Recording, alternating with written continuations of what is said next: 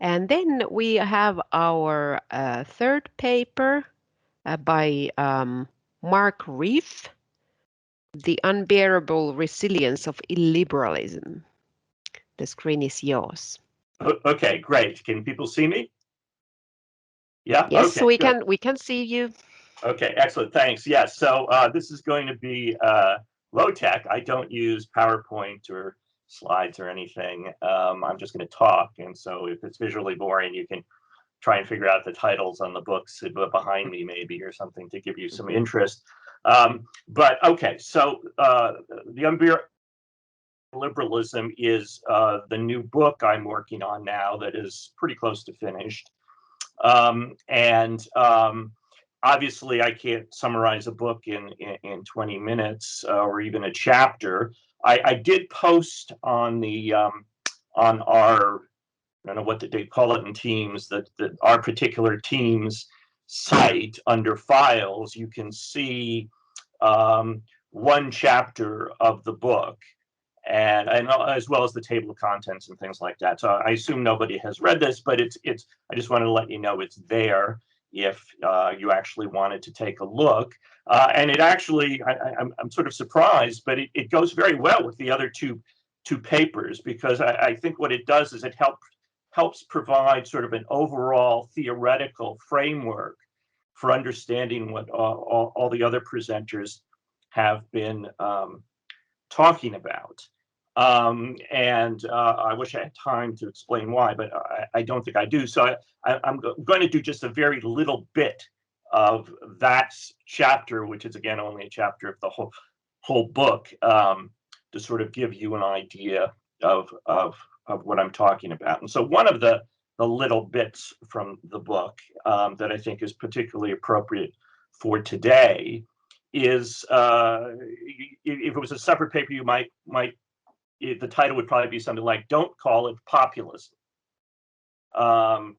And one of the things I argue in the book, and as some of the other presenters have pointed out, that rhetoric, emotion, style, nuance, metaphor, these are all very, very important in politics today.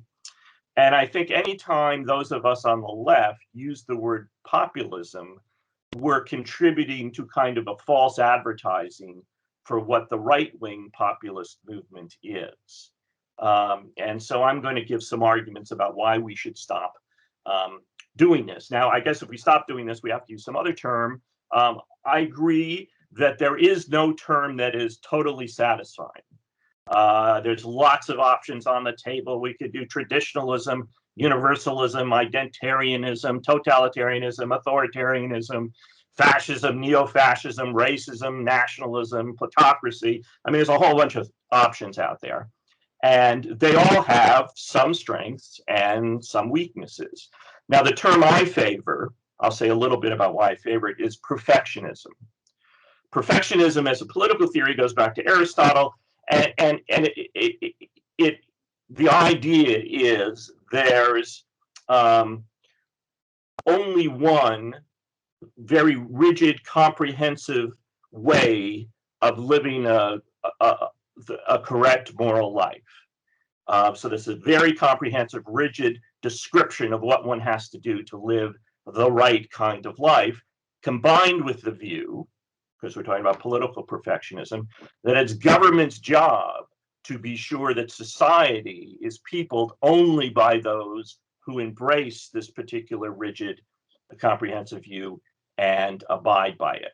So that's my preferred term. Now I have in the book, I have a long defense about this. I'm going to skip over that because I want to get to some criticisms of populism. And so why don't I like the term populism? Well, there are some things that seem useful about it. One is that it can be used to describe movements on both the left and the right, because there are left-wing populist movements, as you've all already been talking about, as well as right-wing populist movements. And I think that's important for the very reason in the first presentation, we saw that great graph that had left versus right and conservative versus liberal, and we had this this blob in the middle. And that's one of the things I argue in the book too, that if we're really going to understand where people are, or political movements or parties are, we have to graph it on both of those kinds of axes. I use a slightly different axis than in the first paper, but the idea is similar. And so populist, the word populist can apply on the left and the right. I think that's good. But I'm not sure that's helpful. It's in a sense, the populist term is misleading. Excuse me, is misleading, because I think the left-wing populism really is a different animal in most cases than right-wing populism. In my view, most left-wing, most non-Marxist left-wing populist movements are simply liberalism with teeth. As in the last presentation, I would not characterize that guy as a populist. I would just characterize that guy as a liberal who takes liberalism seriously and uses and is emotional and passionate about it. And I think there's nothing inconsistent with liberalism about that. So some left-wing populists, I think, are just liberals who are rejecting the way liberals tend to frown on the use of emotion and narrative and passion and things like that. So I think that's a little bit misleading. But let's focus on right-wing populists. The most misleading thing about the term populist, of course, is that most right-wing populist movements are not popular. They don't have the support of overwhelming majorities of the masses. In fact, they define themselves by defining the people, the quote unquote people, in this very narrow way. You have to be right. Race, religion, ethnic background, language, sexual orientation, et cetera, et cetera. And so they're only popular in the sense of representing a mass of the people if you define the mass of the people as a minority of the people. And so I think that's deceptive, and calling them populist is like advertising for them, even when we're criticizing them. So I think that's problematic. And it also suggests, using the term populism suggests, that the way populists achieve power is by riding this wave of some sort of popular discontent. But that's not how they achieve power in many cases. In most cases, and certainly as they're starting out, populist parties, have very small amounts of power. They manage through suppression of other people and stirring up great waves of emotion to take control of political movements. But they start out as minority parties, very minority parties. And so it's calling them populist, to the extent it suggests how they achieve power, is also misleading. And it also suggests that while populist leaders see themselves or promote themselves as riding this wave of popular discontent, that they mostly have absolute contempt for the people they claim to represent. I mean, this is very true of Trump, right? Trump thinks Trump supporters are disgusting. They're cowards. They're fools. And he's not exceptional in this. There's a long history of people with those kinds of views who express outright contempt for the people they're supposedly trying to represent.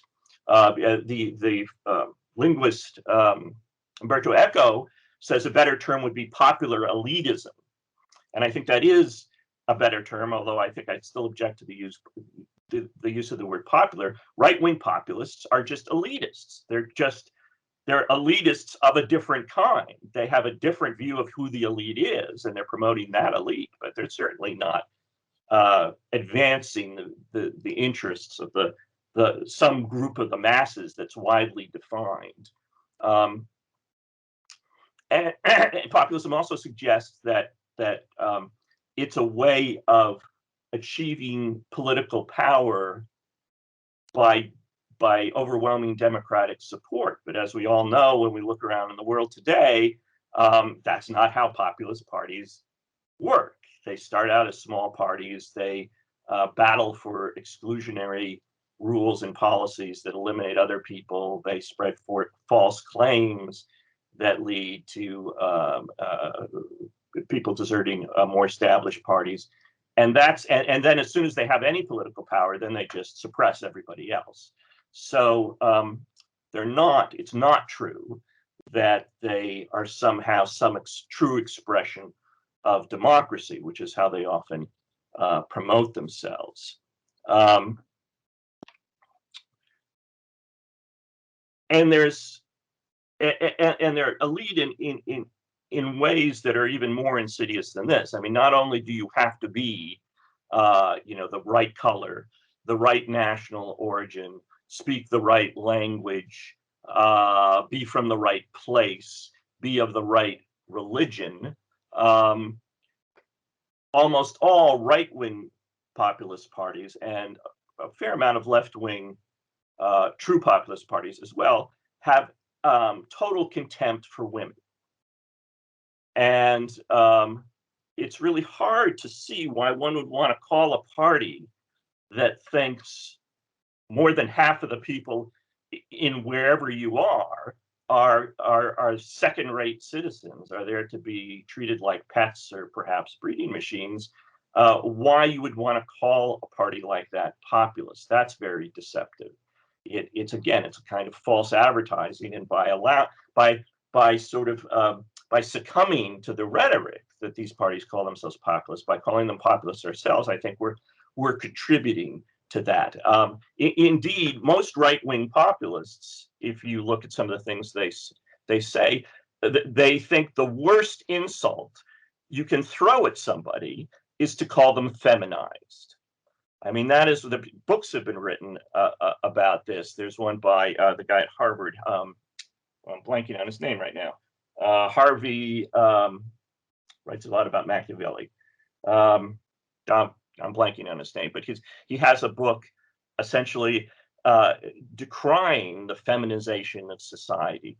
And if you look at some really hard right so-called populists, I mean, their descriptions of women are absolutely appalling, and Trump, for example, would be one of them. So gender is also essentially a criterion, objective criteria for one being sort of the true member of the populist party. And so why would we want to gloss over that by agreeing to call them populists? Now, there's also another problem. So even ticking all these objective boxes isn't enough. And this goes back to to a debate in right-wing fascist thought about whether biological racism or cultural racism is the way to be a racist, essentially. Biological racists believe that, there's all these objective boxes you tick. You've got to make some determination of, how pure does the blood have to be to tick all the right boxes. But theoretically, once you've ticked the right boxes, you're in. Cultural racists say, well, this is missing the point. Racism is not just all these objective characteristics, or believing a certain race is superior. It's not just having these objective characteristics. It's having a certain spiritual quality. In other words, according to these people, you could have, a Jewish Aryan or an Aryan Jew, because what's really important is this spiritual sense of, the people, however that narrowly that concept is applied. And, on first hearing that sounds in a way like a more appealing kind of racism, if racism can ever be thought of as appealing at all, because it seems to be more substantive. But of course, it's really used as an even more pernicious way of defining the group, because it's never in practice used to add someone to a group. So there are no black, white supremacists. But it is used to exclude people who tick all the objective boxes, but don't agree with these particular right-wing policies. So in some ways, it's even more pernicious, because it means it's just yet another way of excluding people. It's not an alternative It's never used practically as an alternative to biological racism. It's used as a supplemental criteria. And so I guess my point in that argument, and it's not so much that we ought to use perfectionism as the alternative. That's what I think, and I have an argument for that. But I'm perfectly happy to use some other word if someone can come up with something that's better. Perfectionism has some problems associated too. But I think those of us on the left, every time we describe these right-wing people as populists, we are advertising for them, and that's something we should stop doing.